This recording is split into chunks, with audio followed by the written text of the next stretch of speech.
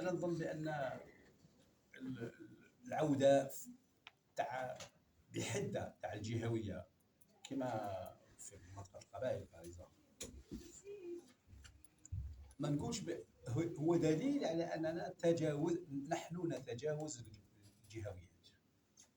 انا نظن باللي هذا الماك والجماعه تاع هذه التعديلات هذا هو نتيجه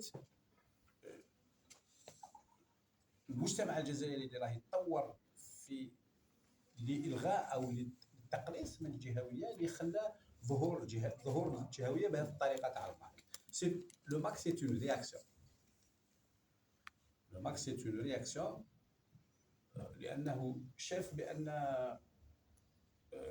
الأمور تغيرت نحو الأحسن في الجزائر، وهذا رد فعل تاع راح يبقى رد فعل تاع فئات قليلة اللي لم تستطيع الاندماج في التوجهات الجديدة. أنا أظن بأن هذا هو سادير العكس، هذا يؤكد بأن قوة التجانس اللي موجودة في المجتمع الجزائري. الزواج المختلط الآن في بعض الأحيان نشوف في كثير من المناطق هناك طلب على الزواج ببنات منطقة القبائل في جهات أخرى، من جهات أخرى.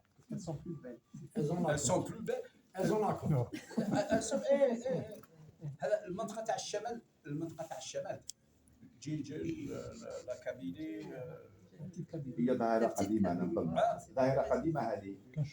لا ما توسعت. لا في الأوراس باغ اكزومبل كثير من الزوجات من قبيليات بزاف. أولا ثلاث أو ربع عوامل اللي نعرفوها احنا، يعني نظن أولا كان المهر مش طالب أولا. ثانيا كانت المرأة اللي تروح من القبائل ما توليش، يعني ما توليش دون سونس عن بالهم. ممكن راح تاخذ يعني راح تاخذ مسؤوليتها عن بالها اللي راح تحمل بعض يعني الامبرسيون تاع سوسيال تاع المسلمون ما تروحش. وثالثا بتاتر سور لو بلان مونتاليتي يسمى يزون فاسيل دادابتاسيون، بس عن بالو كون يدي شاويه راح يدابز معاه. فوالا Il y a aussi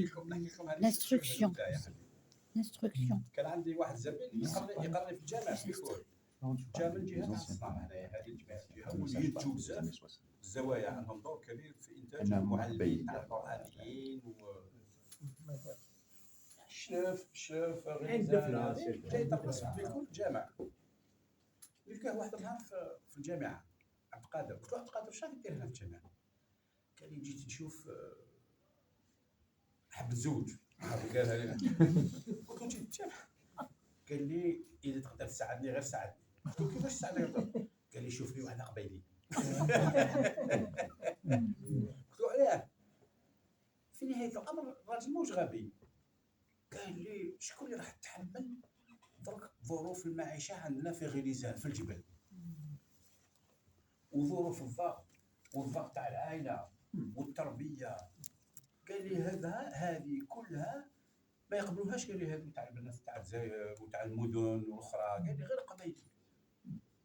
سادير في نهايه الامر كاين تحليل منطقي هكذا ان هذه البنت منطقه القبائل تتحمل، وانها هي انتاج تاع منظومه تربويه وعائليه تضغط عليها كثيرا. هذا ما يعنيش ازلي بلي كاين علاقات خاصه بين بعض المدن في الزواج. انا في البحث هذا علاقه بين باتنا وكسكرا.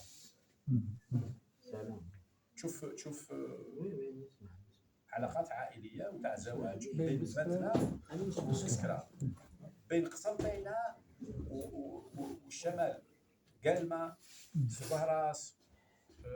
لان في بعض المناطق الريفيه والجبليه كانوا يبحثوا على بنات عائلات محدده من وسط اجتماعي محدد، بنات مدن. دونك يروحوا للمدن هذه، يروحوا قسنطينه، يروحوا العنابه، يروحوا القلمه، يروحوا. وبالتالي هذا هو اللي يفسر العلاقات تاع الزواج. نرجعوا الى الجهويه. دونك قلت لك انا بالنسبه لي العكس، هذا ما نعيشه هذه الايام تاع الحكايه تاع لان تطور ايجابي في تجانس اكثر جهوي اكثر بين الجزائريين، وهذه رده فعل. لو ماك سي اون رياكسيون لان الجزائريين نجحوا en produisant une plus grande homogénéité sociologique démographique داخل المدن داخل المؤسسات. تحس هذو الناس الجانب المتطرف اللي بقى يظن بانه خلاص هرب من المجتمع ويلزم يدير رياكسيون ليميتي دون لو طون وليميتي اون تيرم دو نومبر مي فيولونت ولا تروح فير راديكاليتي بلو غروند.